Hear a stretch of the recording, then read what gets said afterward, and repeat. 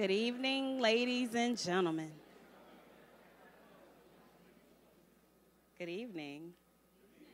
Welcome to the 2017 State of the City Address. If you would, please take your seats. You all are so quiet and ready that I almost hate to tell you that we wanted to get your attention in just a few minutes. You ready? Okay, all right. Well, again, welcome to the 2017 State of the City Address. My name is Erica Moore. I'm the City Clerk for the City of Columbia City Council, and tonight I will be your MC. If you would, please, yes, thank you.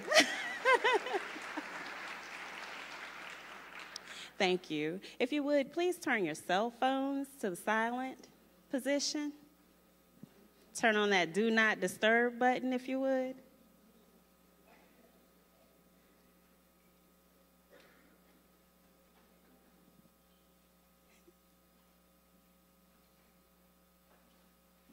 At this time, we would like for you to stand.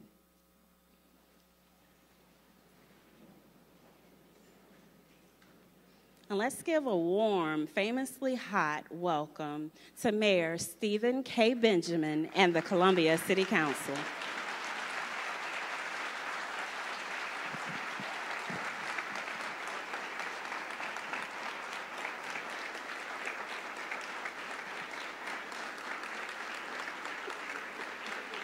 Okay, well, we have our Columbia City Council members. Now let's give a warm, famously hot welcome to the Honorable Mayor Stephen K. Benjamin.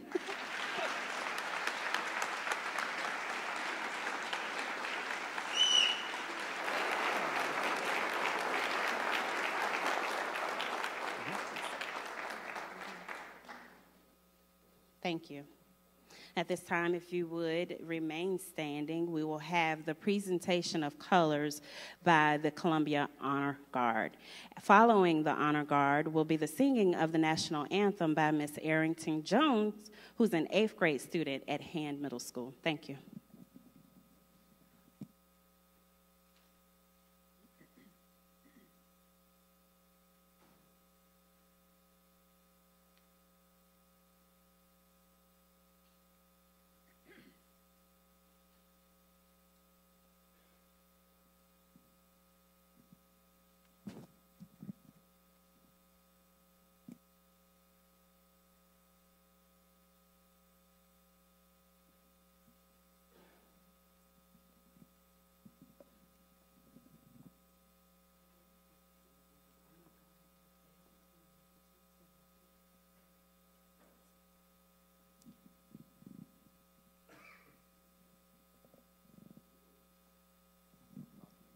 Again, I would like to introduce the Columbia Honor Guard. They will present the colors.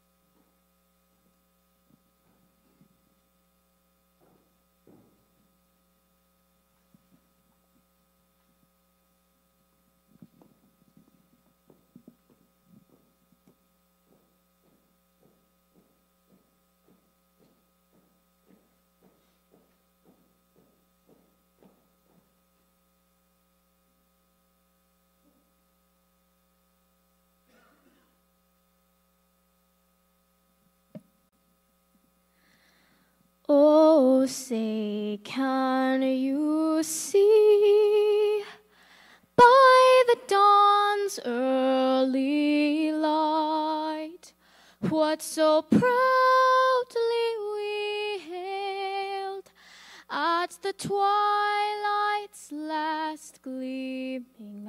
whose broad stripes and bright stars through the perilous fight o'er the ramparts we watched were so gallantly streaming, and the rocket's red glare, the bombs bursting in air, gave proof through the night that our flag was still there.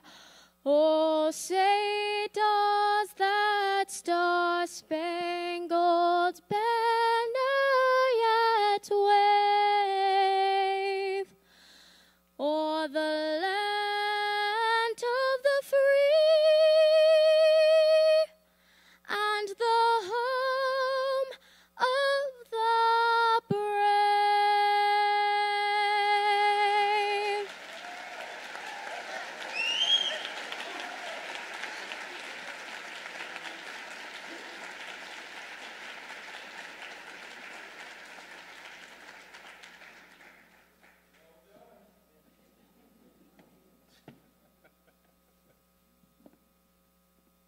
I agree with Mr. Ernest. That was very well done. Let's give young Arrington another round of applause.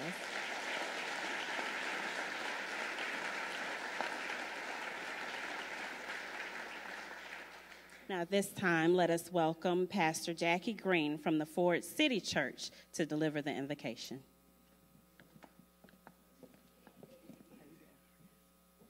Would you bow your heads with me? Father God, thank you for the opportunity for us to come together to pray over the city of Columbia. God, we thank you for the tremendous progress in the area of financial security, unity, and job procurement under the Benjamin administration. I pray specifically for Mayor Benjamin and his entire team. Lord, we ask that you would give them innovative ideas and a unified stance. Continue to pass legislation and spark initiatives that will better serve the great capital of South Carolina.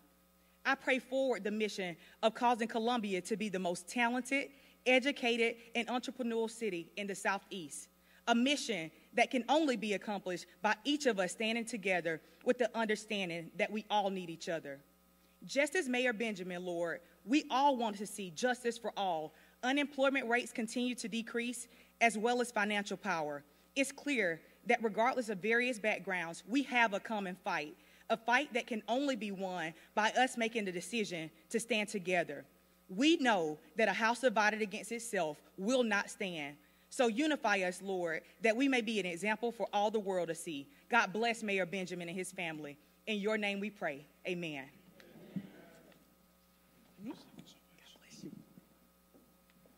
Amen. As you take your seats, we thank you for your patience. And as you take your seats,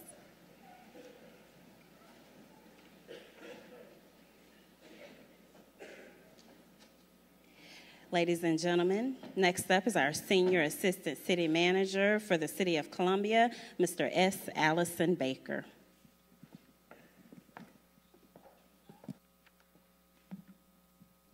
Good evening, and welcome to the 2017 State of the City Address. On behalf of Mayor Stephen K. Benjamin and Columbia City Council, we want to thank you for joining us. We are thankful for the presence of all, particularly our Columbia citizens.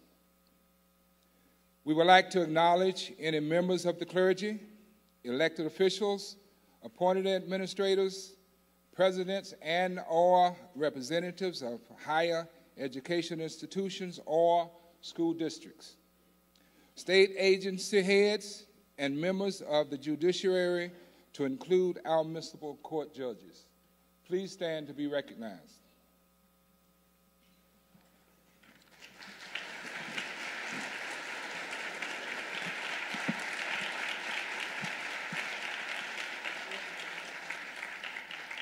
At this time, I would like to personally thank the families of the mayor and the members of City Council, and I'm asking that they stand for recognition purposes. We recognize the sacrifice that both they and their families make to serve our community. Please stand to be recognized.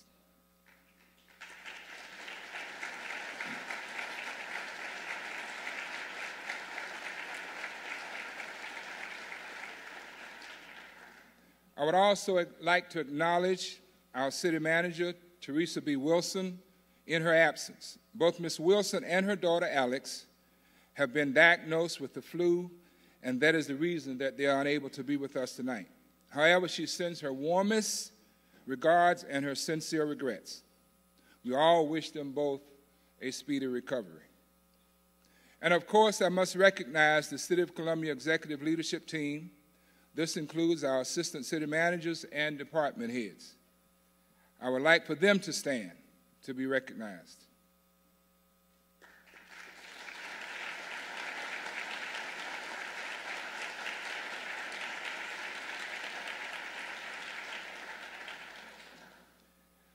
And all City of Columbia employees that might be present, we too want you to stand, that you might be recognized for the work that you do.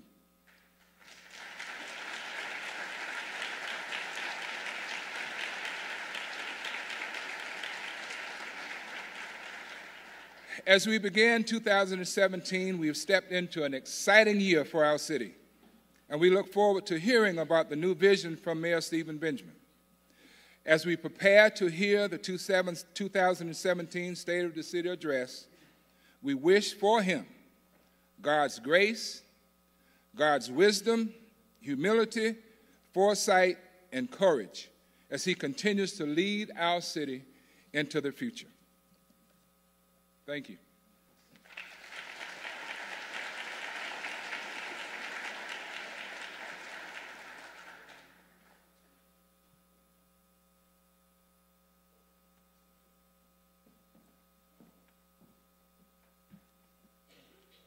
Thank you, Mr. Baker. At this time, ladies and gentlemen, we would like to welcome Dr. Ed Madden, the City of Columbia Poet Laureate.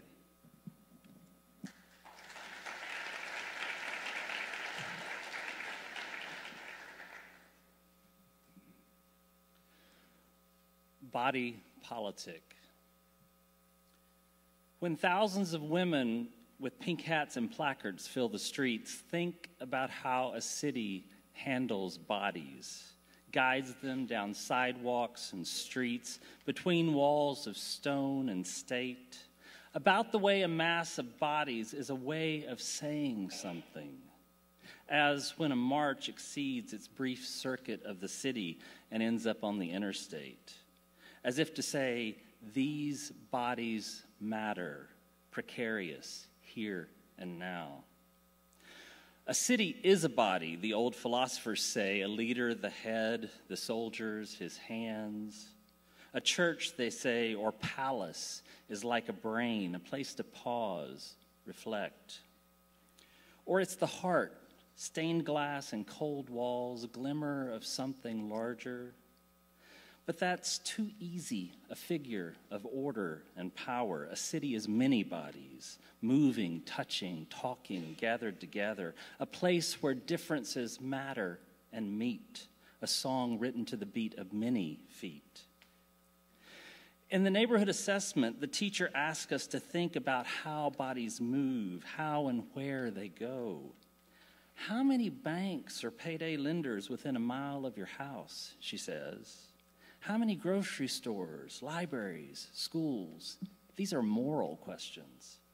How far is health care from where you are if you have no car? Are there sidewalks where you live? She turns her hands up as she asks, as if they could be filled.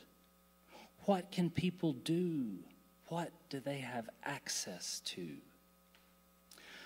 Sometimes the prophet says your body is your only weapon. He says you put your body in the street to say what needs be said. Sometimes he says you tuck your body in so the wheels don't turn. You hold your hand up empty. You lift your hand above your eyes as if to shade the sun, as if you're looking into the distance when you're just looking to the future for what's not yet here. Hold your hand out to someone. We do it all the time. Consider how we greet each other in handshake or bro hug, fist bump or bust cheek, what we do when we meet. the grammar of hands and bodies, of who we are and what we think of one another. A mass of bodies is saying something, whether it's a market shutting down Maine, a dinner on a bridge, a great crowd of witnesses watching a flag come down, or maybe a room of people sitting together, listening to a man who asked them to imagine themselves part of one body, one city, one place, sharing each other's fate.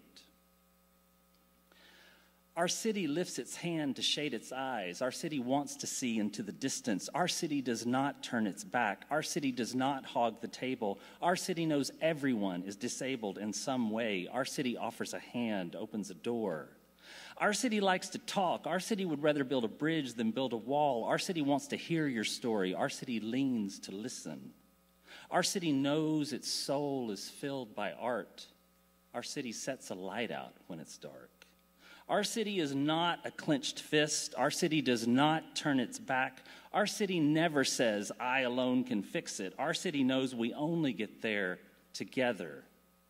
Our city wipes its brow, gets to work. Thank you.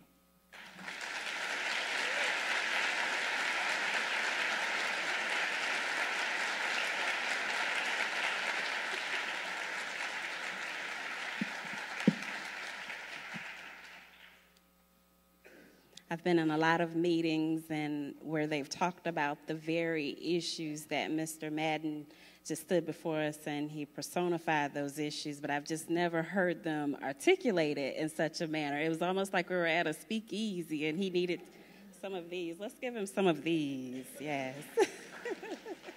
That was beautiful, thank you.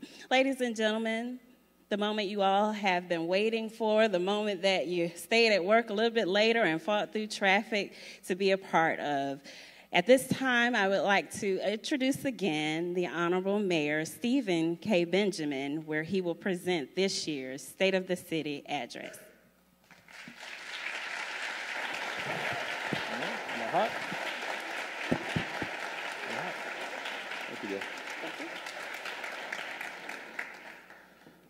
Thank you, Madam Clerk.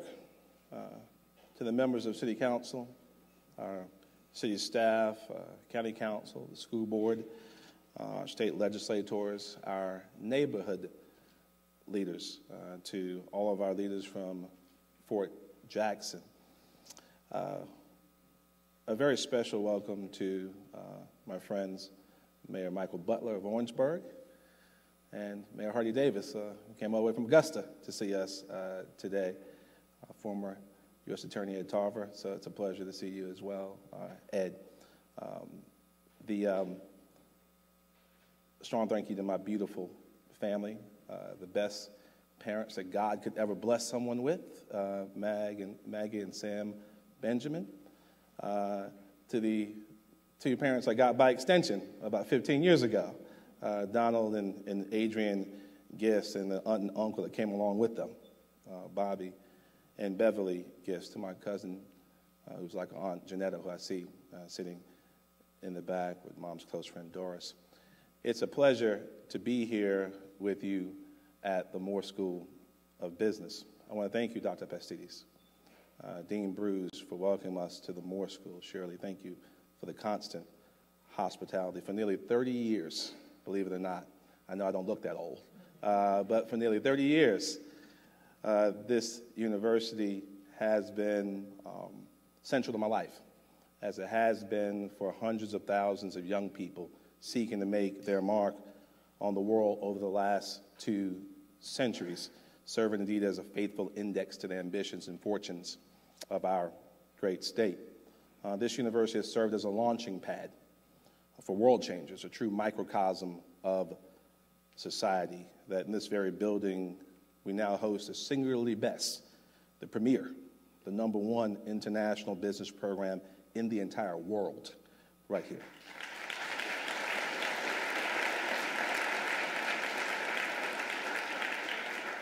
Connected and interconnected, woven into what Dr. King called that single garment of destiny, with people from far-flung nations all across the globe. It may seem odd to to some still that this university in Columbia, South Carolina, could house such excellence. But I submit to you that it was always meant to be. From the very beginning, the very founding of this shining city on a hill where the Broad and Saluda met to form the Congaree, the architects of an imperfect nation determined that Columbia, the name Columbia, meant liberty personified, would be, and I quote, a place where the oppressed of every land might find refuge under the wings of Columbia. We're bound, Dr. Pastides, in the belief that, and Morris Nick Senate essay Ferros, that learning humanizes character, does not permit it to be cruel, that the education received in this citadel of academia also prepares the world to be a better place. And I pledge that we will always work in our mutual best interests and the interests of all Columbia, regardless of race, gender, religion, sexual orientation, socioeconomic status, or nationality, in partnership, because there's so much good that we can do together.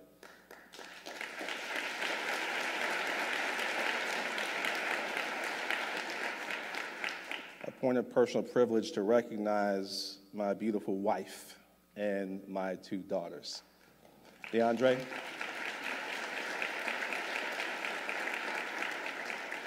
DeAndre and Jordan Grace and Bethany serve as my rock, my foundation.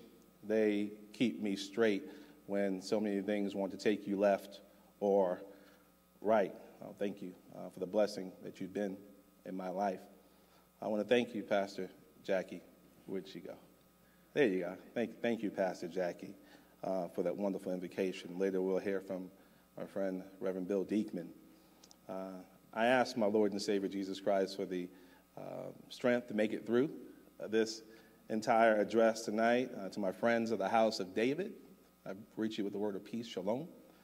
To my friends who are the followers of the prophet Muhammad, I greet you in the great words of peace, assalamu alaikum. For followers of the world's other great religions, and for those who may have chosen to follow your own path, I greet you the way my nephew DJ always does. I just say, what's up?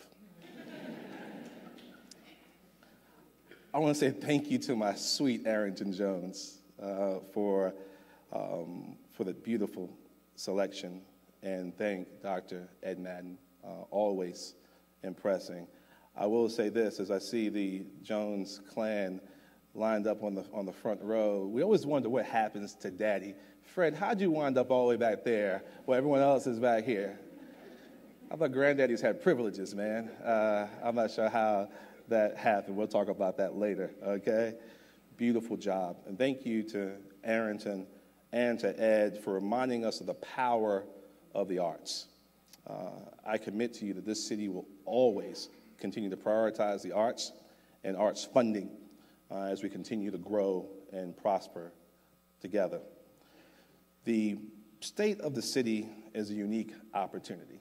It's how we reflect upon, summarize, and analyze the year past and look forward to the year ahead. It's how we come to understand where we are, where we've come from, and chart a course as to where we're going. That's our goal again tonight. But how we're going to do it is going to be a little bit different. As I said, this is always something you wish for God's grace and mercy. Some of you heard me laugh about the first time I spoke at my home church. And I was done, a little guy came up to me. He said, "I grow up, I'm going to give you some money." I said, "Well, thank you, son, but why?" He said, "Because my daddy said you're one of the poorest speakers we ever had," right? So although I'm not exactly fond of public speaking, and that may sound odd because I'm an attorney, and I certainly have served in public office for the last 6 years. It's a big part of what we do. We adapt, we research, practice, and I prepare in every way that I can. But we also come to rely on artificial structures for support and security. And I'm going to go ahead and say it parenthetically. My wife is probably wishing I didn't. We rely on these artificial structures. Now, I will tell you guys, I'm not sure how to say this. So I'm going to say it anyway. I prepared all day to come and speak to you. Got into the car with Chris Carrizales to jet over to the Moore School at the University of South Carolina. And as I got in the car, my pants split.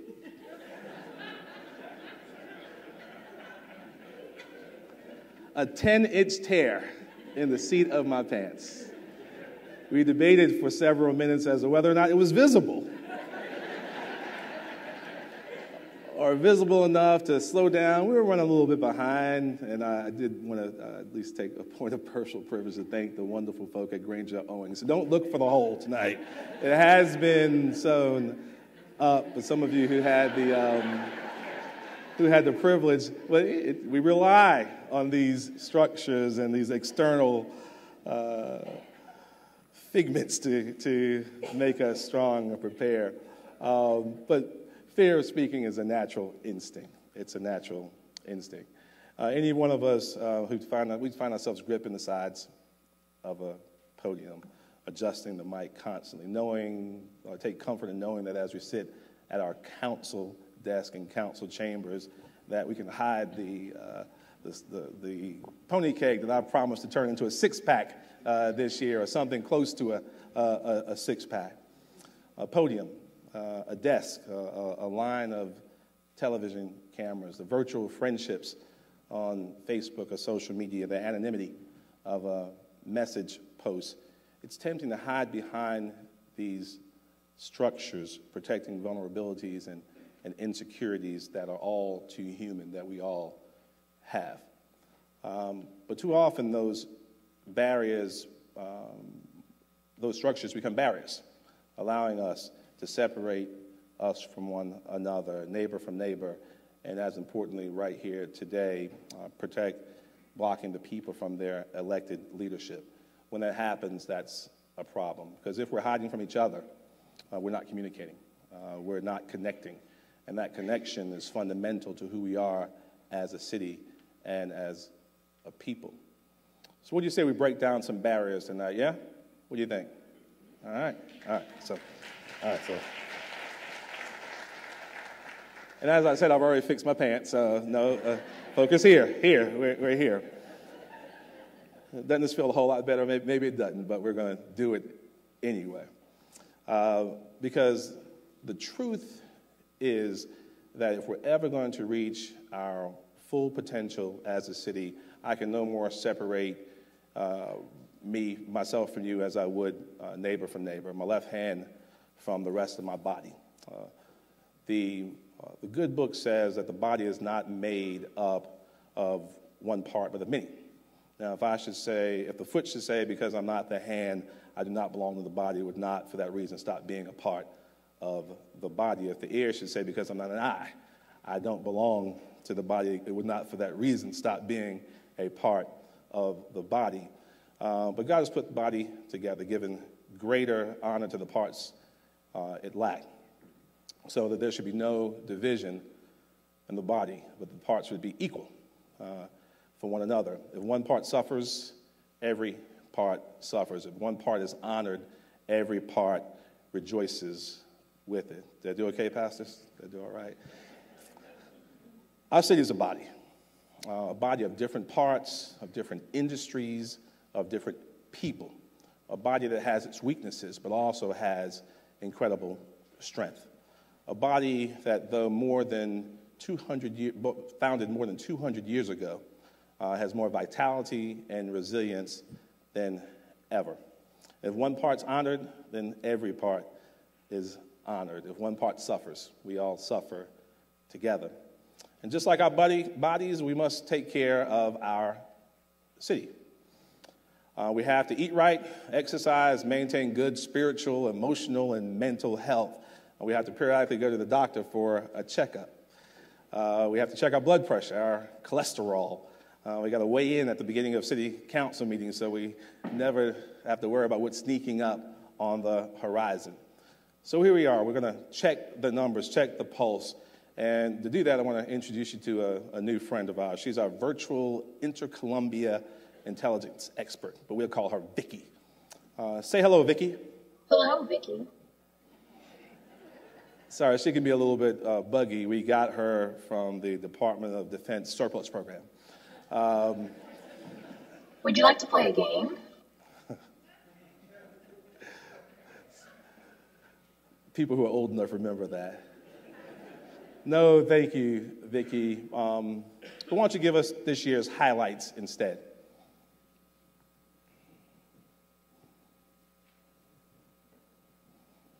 Oh, wait, slow that down a little bit. Slow it down. This is a little overwhelming. What would you like to know, Mayor Benjamin? Tell me about our grant awards. In 2016, the City of Columbia was awarded more than $13 million in federal, state, and private grants. Which we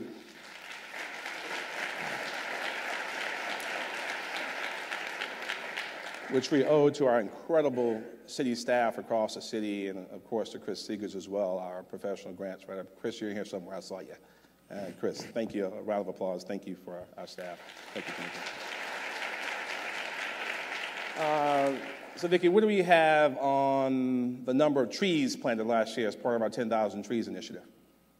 Keep the Midlands Beautiful, City of Columbia Parks and Recreation, and Forestry and Beautification planted more than 626 trees in the city, which includes 30 different species. Diversity is a strength. Please.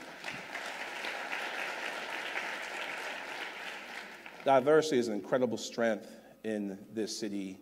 How diverse are we in Columbia? The residents of the City of Columbia speak more than 90 languages and represent more than 200 nationalities.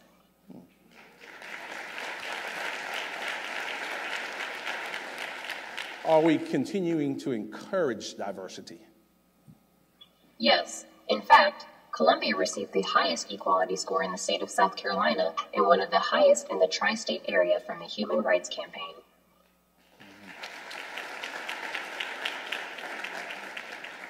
That's great news, incredible.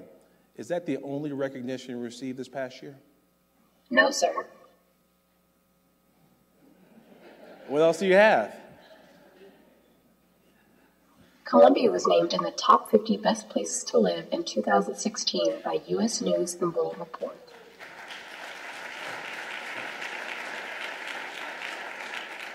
Columbia ranked 4th lowest in startup costs in the nation at $232,000, lower than Charleston by 5.3%. Columbia was named the 2016 third best college town in America by Livability.com. Columbia established the first urban gigabit community in the state in Bull Street. Spirit Communications Park was named the 2016 Ballpark of the Year by Ballpark Digest.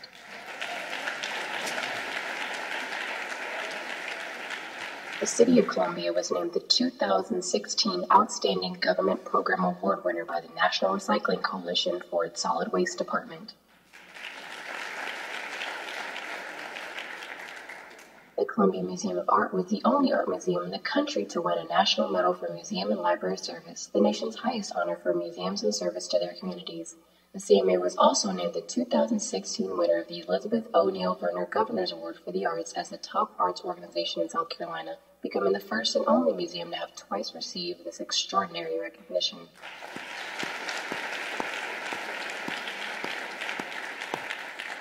It takes a while, guys, but we have all, the people in this room, we've been very busy. And it's important to sometimes take some time and smell the roses. We're very happy with our accomplishments over the past year. So what else you got going on, Vicki? That's just for starters. How we look with jobs, Vicki? How's the economy looking? There's the economy. Tell me about jobs. Unemployment in Metro Columbia is currently at 3.8%. That's lower than both state and national unemployment and represents a 58.2% drop in unemployment over the past 6 years, with more than 51,000 new jobs created in that time and nearly 10,000 new jobs created this past year alone. So you're telling me that the people in this room helped create more than 51,000 new jobs and over the last several years have cut unemployment by 60%? Isn't that what I just said? It is. I just want to make sure you're right. Let me check. Okay. It seems I made a mistake. What kind of mistake did you make? I forgot to add the 12,157 jobs that are available right now.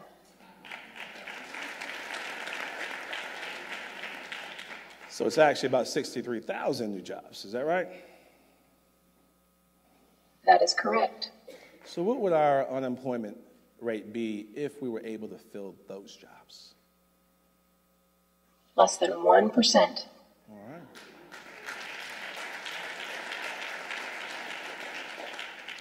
Recognizing that, we must make competitiveness our top priority. Working, one person loves competitiveness. I thought they'd come from over here.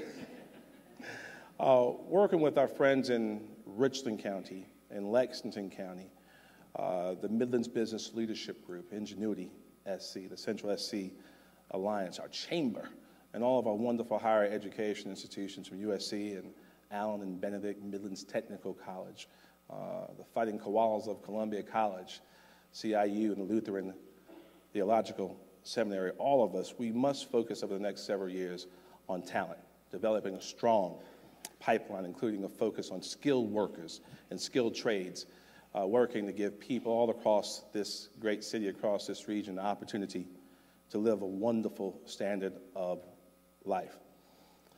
We must focus on entrepreneurial and business development, constantly investing and rethinking how we do business in Columbia and the Midlands. We have to focus on innovation and, of course, on our industry clusters, the strength of our insurance technology cluster, health sciences, and the future fuels that this university has been focused on so well. And we've got to keep on doing well, actually kicking butt in livability. Extending the greenways throughout our city, railroad quiet zones, and creating vibrant public spaces, promoting the arts with the Central Carolina Community Foundation, with the support of the Knight Foundation. We're doing incredibly well in this space, and we must do even better. I do believe that working together, the sky is the limit. So I'm also proposing that we work together so much more closely. Proposing that we host the longest table in Columbia, South Carolina. Our city is great because we are a collection of great neighborhoods. And I do want to thank all of our neighborhood leaders for being here. Would our neighborhood leaders stand for a moment? You know who you are. I'm looking right at some of you.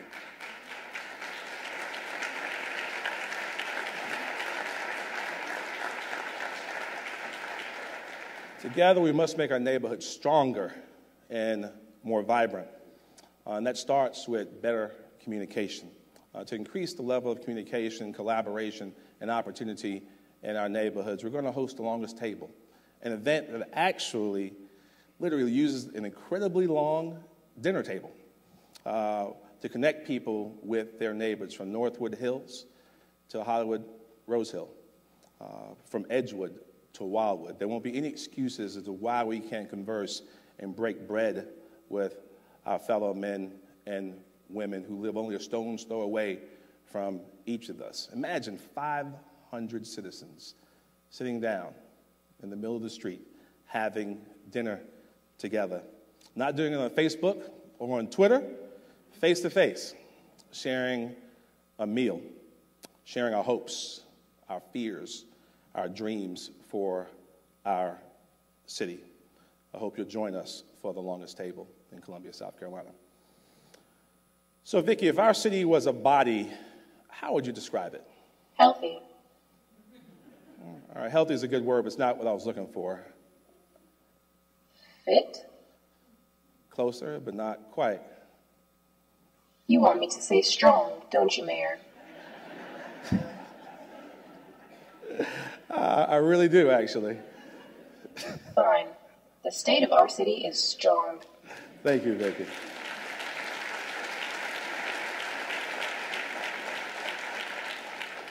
But you know, as impressive as our collective achievements have been, that's just the bones of our body, the foundation and frame that gives us structure and shape. It doesn't tell you about the father who can finally afford to give his children the Christmas that they deserve because he finally got a job that's paying him what he's worth instead of what he'll take. It doesn't tell you about the 20-something with a master's degree in psychology who's finally able to take off her waitress apron for good because she finally got a job using her degree. It doesn't tell you about the new businesses like Noma Revival, the Warmouth, or Studio 2LR opening up on North Main Street, the Cottontown Brew Lab, or Inda Coffee, what they mean to neighborhoods throughout North Columbia.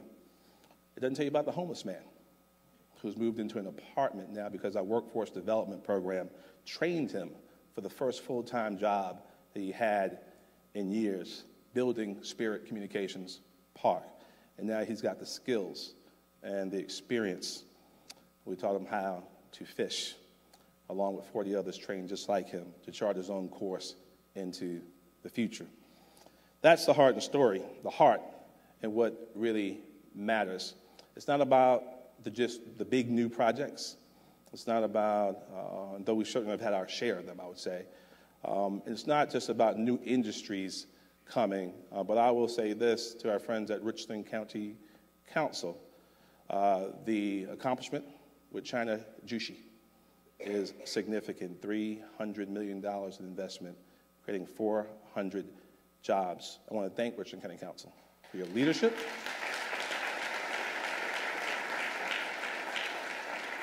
I want to thank you for your leadership and for your partnership. And this applause is for you, for your hard work. It's small businesses like Allie and Eloise opening up their second location on Main Street, Carolina Colonels on North Main. New entrepreneurs taking advantage of our vacant and abandoned buildings incentive, and local high-tech startups like T-Cube, investing $1.7 million and creating 100 new jobs on Bull Street. It's the deliberate step-by-step work we do every day, building a momentum that drives us into the future. That's how you take care of your body. You work to make it strong and resilient. You take 10 more steps today than you took the day before, then 10 more, and then 10 more. Imagine what else we can accomplish with that kind of focused, relentless pursuit. Think about this for a second. As we build our brains, in your average middle-income neighborhood, the number of age-appropriate books to a child is 13 for every one child. In some of our lower-income neighborhoods, that ratio is 1 book for every 300 children. Imagine growing up in a household without Dr. Seuss, without Huckleberry Finn, or A Wrinkle in Time, or The Hungry, Hungry Caterpillar. Imagine those things being completely absent from your life. And it's not like you grow up not knowing, a child grows up knowing that those books are there and absent from his life. Imagine what that does to her self-image. Never mind the barriers it creates in learning how to read. Growing up in that environment, even if you can read, it teaches you not to read. It's not valued.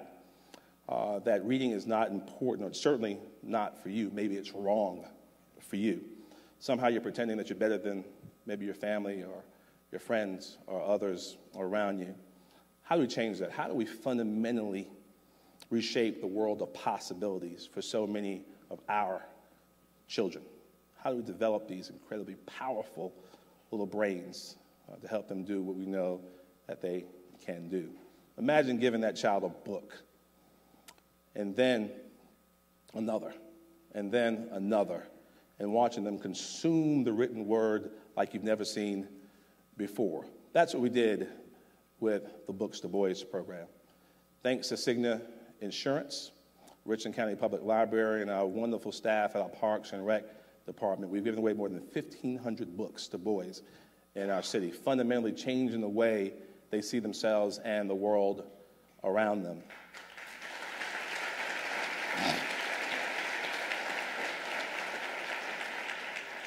And yes, to all the fathers and mothers of daughters like me, I've been reminded by my girls. On March the 8th, we will have our Books to Girls Fair and sharing books with girls all across our city as well. Let's take more steps. Let's take 2. Let's take 10. I envision our city being a body of people who don't merely coexist, but those who support one another, lift each other up so we can reach each other. That's why a few weeks ago we issued a challenge to our residents to sign up to be mentors, mentor a child or a young adult in our city. Vicki, what do we know about the benefits of mentoring? A child with a mentor is 55% more likely to enroll in college and 130% more likely to hold a leadership position. And what's our goal? Right now, we have a goal of attracting 100 adults to sign up to be mentors via the form on the Mayor's Mentoring Network page. 100. Look around this room. 100. Why do we need to do this, Vicki?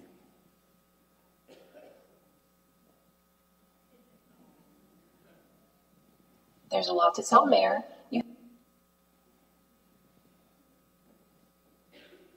We want each and every one of you to take this step with us, playing a role in changing the life of a young adult or a child in our city. Be that catalyst to help that child achieve greatness, help them live up to their God-given potential. We are only as good as we prepare the next generation to be. I'm proud of our investment in young leadership. Our Mayor's Fellows program has seen more than 200 students since it began in 2011. Each semester we welcome a group of talented young men and women from all across the country. We've been as far north as Vermont, as far west as Iowa, with preponderance of the students right here at our colleges in South Carolina. We want these young, bright minds to play an integral role in hopefully making Columbia their home and helping change this city from within. They learn how to operate in a fast-paced environment, and they provide incredible value. When I ask our Mayor's Fellows to stand for a moment.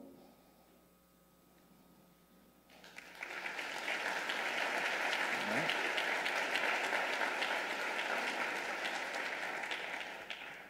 All right. We've invested.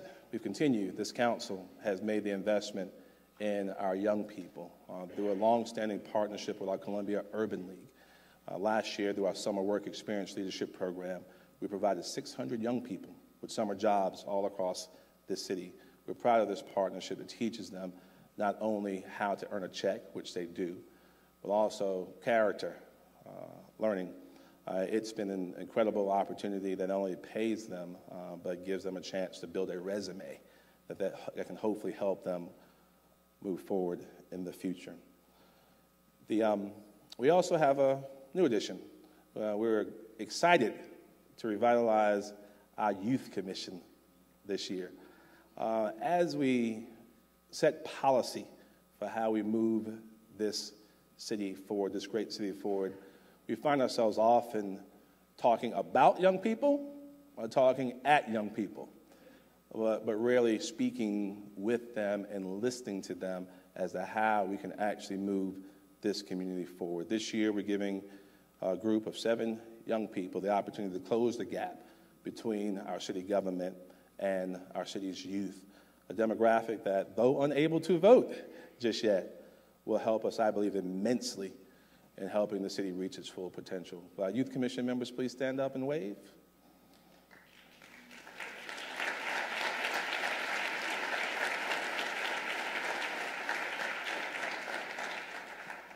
Investing in our children is always a sound investment. We want to give our children a leg up to education before they even get to their kindergarten classes. We thank our school board, our members, for being here with us today. That's why we partnered with a wonderful organization called Square Roots to become the first city in the nation to sign on as a Birth 40 Coalition city. In doing so, we're committing to improving maternal and infant health in our city with wonderful support from Palmetto Health that will help us streamline sharing and dissemination of best practices, innovative solutions, and current evidence-based research, ensuring that our children don't just survive but live safe, full, healthy, and fruitful lives. But we want to do more than that, more than just mentoring boys and girls and giving them books. We want to improve literacy throughout our region. We want to improve school attendance. We want to increase access to quality early childhood opportunities by creating an early childhood advisory Council. Some of the work we've been doing for years, a lot of it due to Ms. Devine's leadership, helping us identify existing opportunities and evaluate gaps for resources for our youth. We must continue to invest in our babies. We believe that a healthy child, a healthy person, and a healthy city must also have access to healthy food. I'd like the first 5 rows in this auditorium to stand up for a moment. First 5 rows. 1, 2, 3, 4, 5. Stand up. Oh.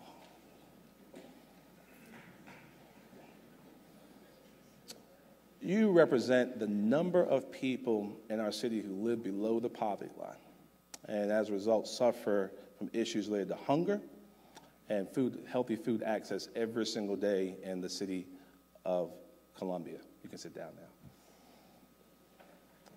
In the land of milk and honey, the wealthiest and most prosperous democratic nation in the history of the world, we have dozens of grocery stores, hundreds of restaurants in our city, and people still go hungry.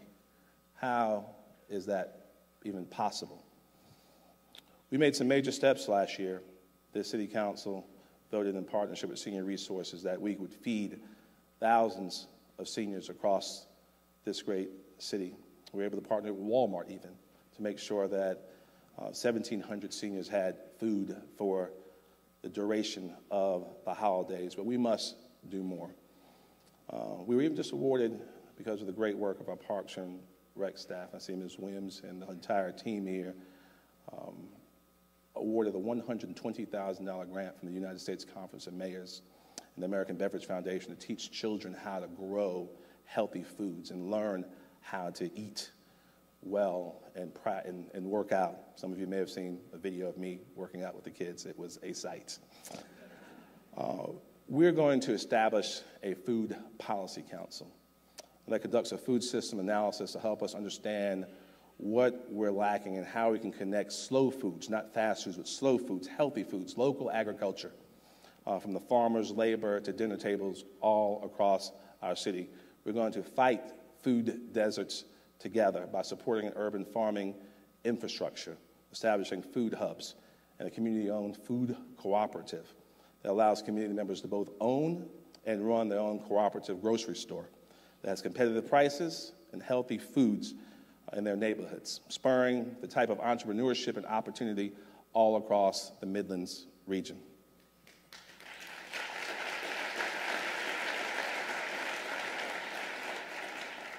If we think about food in terms of opportunity, there's so many other incredible, innovative solutions to solving issues related to hunger.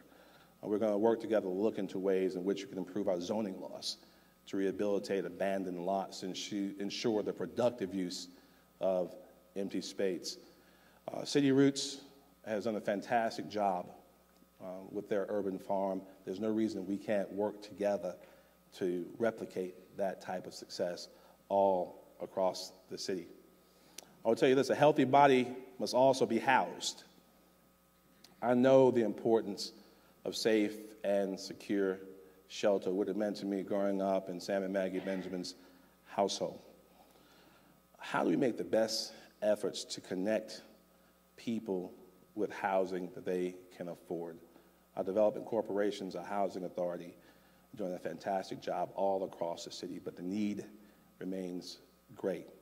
Our next 10 steps will show ways that we can work together, both our school districts, our county, and our city, to create an environment that encourages private sector capital, developers to put more money into that space, to build mixed use, mixed income workforce housing all across our city. We know it can be done because we've already done it. This incredible growth of students living in downtown Columbia didn't happen by accident. It was intentional. It was deliberate, and it's led to unparalleled urban growth. We should be willing to apply those same principles, those same practices to make sure that every person in this city who wants housing also has housing, to attract private sector development to build millions of dollars of beautiful yet affordable housing for our citizens. They deserve it.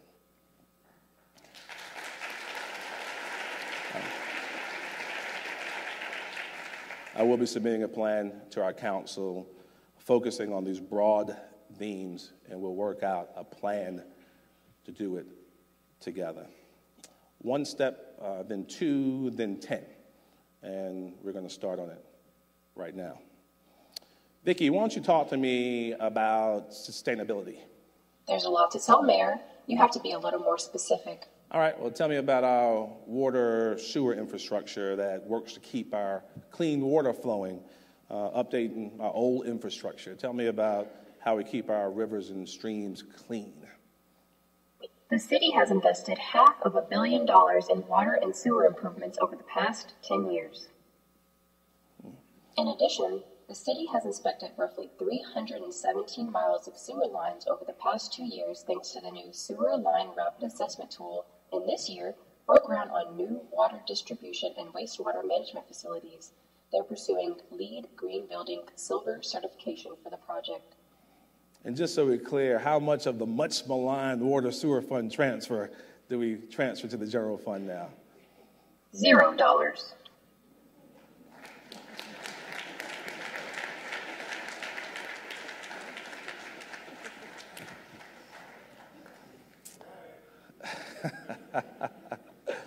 You see, we know that our contribution to a better environment makes a huge difference. Sustainability matters. A true commitment to sustainability matters. Vicki, tell them about our rain barrel program. In 2016, the City of Columbia launched a new program to teach citizens about the benefits of using rain barrels and how to use them effectively. To date, 394 citizens have signed up for the program, and the city plans to give away 1,000 rain barrels, which keeps approximately 50,000 gallons of rainwater from otherwise flooding into our streets, potentially damaging our infrastructure, homes, and businesses. Through programs like Solarize SC, we've installed enough solar panels across the city on homes and businesses to generate over 8.2 million kilowatt hours of electricity over the guaranteed lifespan of 25 years. Vicki, give me a real-world perspective as to what that actually means.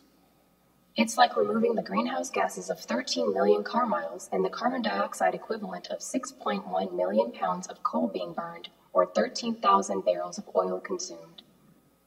We were the first city in our state to power all of our council meetings on renewable power. We've converted 95% of our traffic lights to energy-efficient LED technology. And right now, we're well on our way to becoming the very first Star Community certified city in South Carolina. And once we've achieved that status, we'll be provided the highest level of training and technical support to meet our sustainability needs. Sustainability is not just a buzzword in Columbia. It's become a way of life. And we're living proof that it actually works.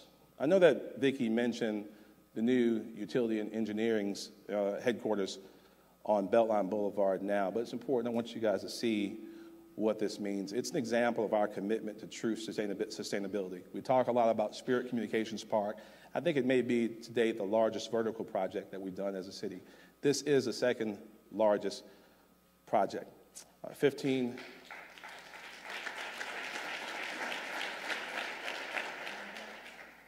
million project seeking silver LEED certification, a green roof, rain gardens, porous pavement, adaptive reuse of an existing structure, an old dilapidated car lot.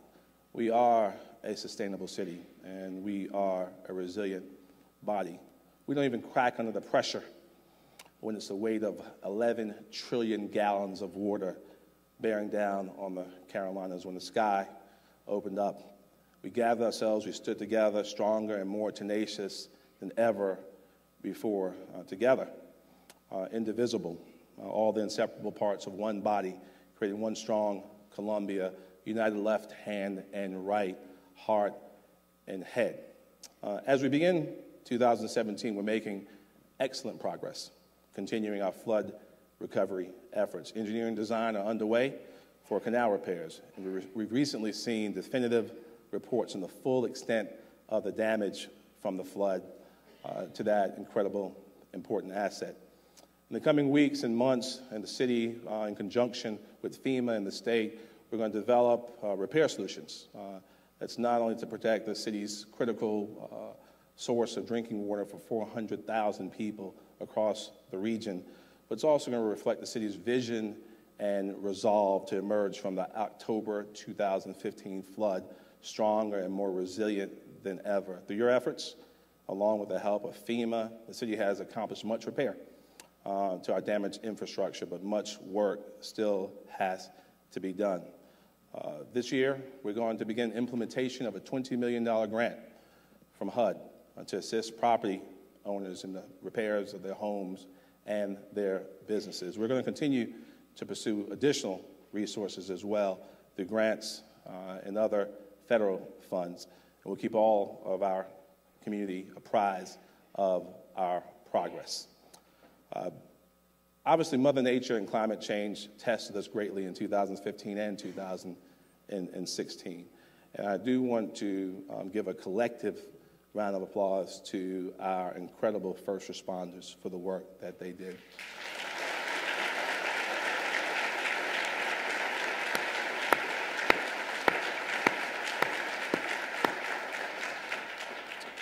From our Public Works and Solid Waste staff to the United Columbia Richland Fire Department, which now enjoys the highest ISO rating available. We are so proud that we were tested and we showed up. This December marked 2 years since the Columbia Police Department launched its Justice for All initiative. It enjoys a strong and national rising reputation. Vicki, take us through the numbers of what's been happening at the CPD. Gladly, sir. Following the principles outlined in Justice for All, the Columbia Police Department has increased the percentage of officer diversity hires from 39% in 2015 to 68% in 2016. Furthermore, the Columbia Police Department is leading the region in employee compensation for our officers, with career and leadership training for each member of CPD personnel.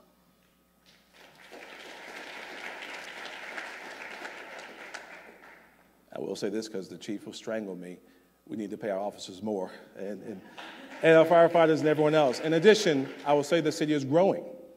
We need more officers, and that will come up in future council conversation. But in this era of incredible distrust between law enforcement and the communities that they serve, tell me some of the things we're doing in transparency, Vicki. CPD publishes annual and internal affairs reports each year that include the complaint and outcome of every internal affairs complaint filed that year. Though not required by law, all interview rooms are equipped to record all felony suspect interviews, and the new CPD website includes all calls for service and other information of interest to the public. From Defending Childhood Initiative to Coffee with Cops to its great Citizens Advisory Council, the CPD has introduced a series of programs designed to foster proactive relationships and open a dialogue between the police department and the people of Columbia, all of our diverse communities. So we're re-engaging the public in a meaningful way, not just policing the community. I'm going to, before we say goodbye to our friend Vicki, and by the way, Vicki's last name is Watson Harris. It's Watson. I've given her that last name because obviously just one block south of where we stand, I think one of the biggest announcements from 2016 was had here in Columbia. I think it represents exactly where we're going as a community. The partnership between the University of South Carolina and IBM and the new Center for Applied Innovation is going to facilitate groundbreaking research here. I know for years we worked to land Big Blue in Columbia, South Carolina. We're going to focus on computing technologies and data analytics that's demanded by global businesses, people from all across the world. This partnership is going to focus also on the application of cognitive capabilities and the Internet of Things to develop new solutions to the world's problems. And I say this because I know we're always very careful about how we say it, but it's to say the city. I'm going to say it anyway, guys. We are the de facto headquarters of IBM's Internet of Things operation, Columbia, South Carolina. All of the things that Vicki did tonight during our demonstration is what IBM's Watson is actually able to do. We are on the brink of some incredible opportunities here in Columbia, South Carolina. Imagine what type of innovation can emerge from this opportunity, and we are excited about this town-gown relationship. We're excited at Harris about the new medical school on Bull Street, working together to make that a reality. The innovation can be fantastic. So, I think I've kept you guys long enough, especially the fact that we know in this building, how many of you actually have cell service? Isn't it liberating not to have cell service in this building? I'm not sure, Dean Bruce, how you guys engineered that, but I felt my blood pressure go down, and it's pretty awesome. But we know that as one Columbia, as one great city, one body, it's not a matter of whether the hand or the foot wants to be a part of the body. It's a matter of how they collaborate to make that body whole, how we move that body forward. If one part suffers, every part suffers along with it. If one part is honored, every part rejoices with it. And perhaps the most instrumental part of the body is not just those things that move us forward, our legs or our feet, but indeed our eyes. Without a vision, the people perish. We dream, we aspire, we innovate, we challenge. Our vision leads us in tackling difficult issues. It leads us in rejecting the status quo and making meaningful, necessary changes to the arc of our trajectory. A vision that's going to lead us into becoming the city that we want to be, not in 2017, not just for today, but for the next 20 years. How do we want our neighborhoods to look? How do we want our vibrant entertainment districts to continue contributing to the city? What's the vista going to be like? 5 Points, Main Street. How are these incredible arteries jetting through our neighborhoods continue to make sure we prosper? Vicki, as we say goodbye, can you play our vision preamble by City Manager Wilson?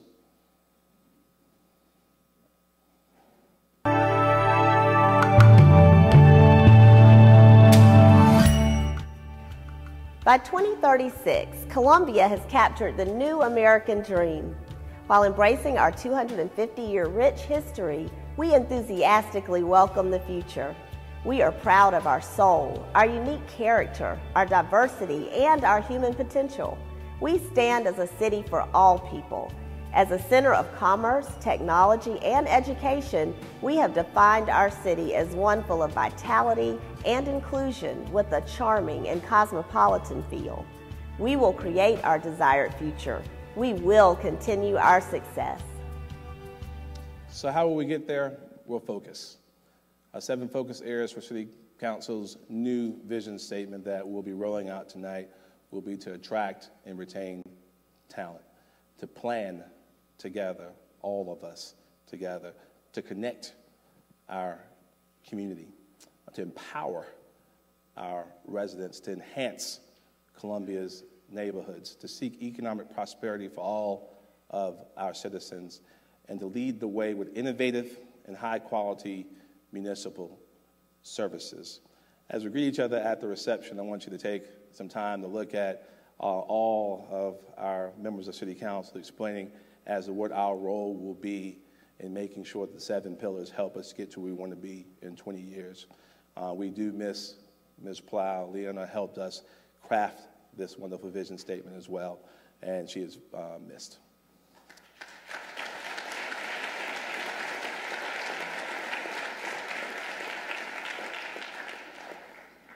And Reverend McDowell, like a good preacher, I have about 3 closings, okay? So won't be much longer. All right, this next step, and you guys, I'm not sure how we would charge this to, but I think all the City Council members didn't think we were cool enough to pull this off, and except for maybe Tamika, I don't know. Daniel and I talked at length about it, but city staff talked us into it. So let's think about the way in which we envision the next 20 years of Columbia. How do we get there, Big Red? Columbia has captured the new American dream. We're 250 years strong, and we welcome the future with open arms. Everybody take a look now, what could it be? The future is bright for you, them, and me. We got a vision, oh say, can you see? It's 2036, it's so the city. Everybody take a look now, what could it be? The future is bright for you, them, and me.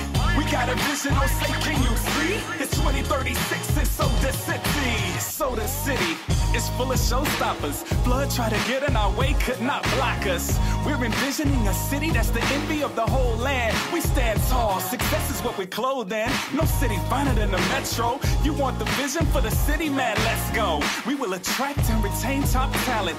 Plan together, paint a masterpiece from the palette. Connect our community, sustainable and sound. Resources that'll keep our residents empowered. We all prosper, economy strong. Our neighborhood's fresh and we all belong. And finally, if you're here 50 years or one, our service to you is gonna be second to none. Until the vision comes to pass, we won't stop.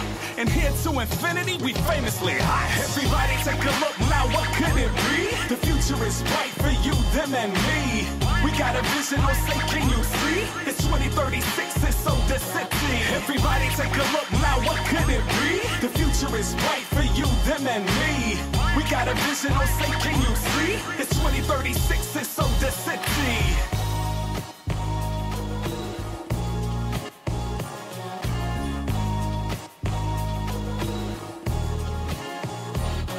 Everybody take a look now, what could it be? The future is bright for you, them, and me.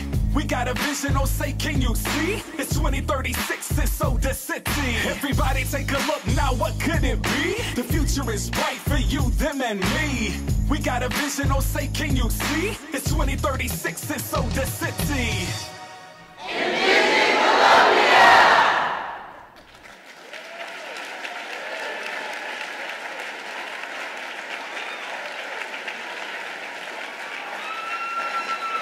Stand up, Kevin. Stand up for a second. Kevin fell down.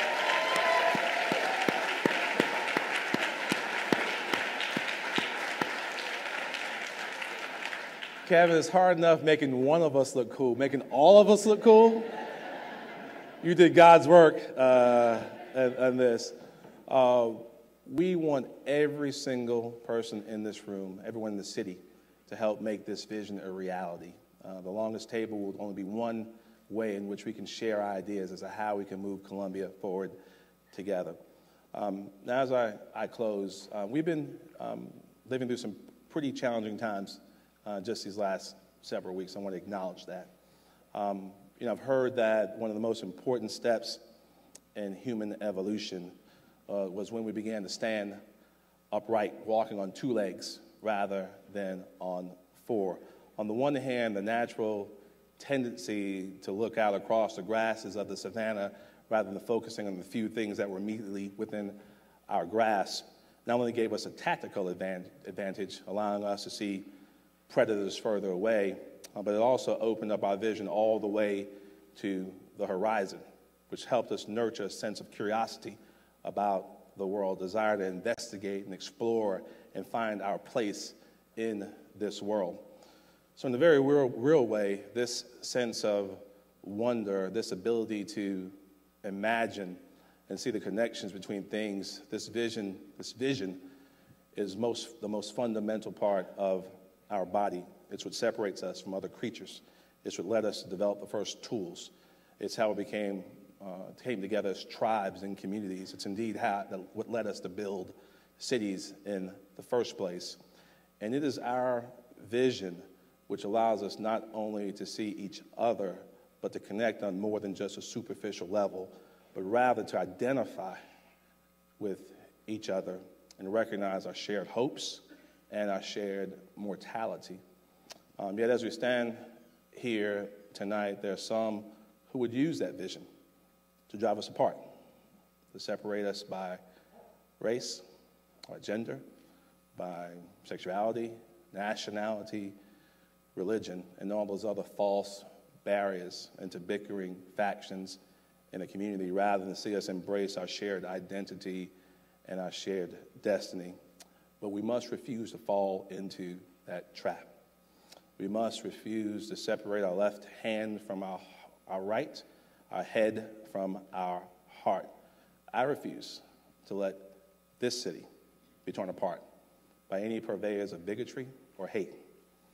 We will continue to stand as a great beacon light of hope that continues to extol America's founding principles for all, each of us equal in the eyes of God.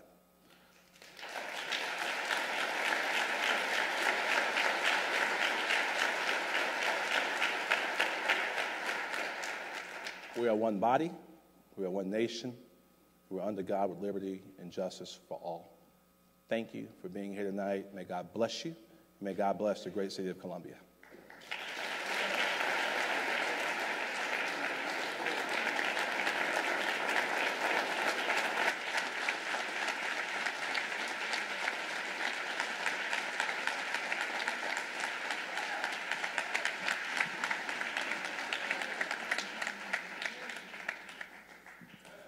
We have so much to be excited about. We thank you, Mayor Benjamin, and the members of City Council. We thank you, the citizens, for your time this evening. I thought I'd get a chance to ask Vicki a question, but I guess I'll have to catch up with her later. At this time, we will welcome Reverend Bill Dykeman of the Columbia Metro Baptist Association to offer our benediction. That works. Thank you. Let us pray. As we leave this place, let our speech be that of love for one another and not a bunch of noise. Let our knowledge work to the good of others and not to prop ourselves up. Show us to be generous with our possessions, not to show off, but to show love to others. Teach us to be patient, kind, and not rude.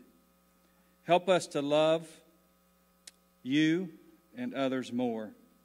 Send us now to our homes and our neighborhoods to be instruments of peace. Amen.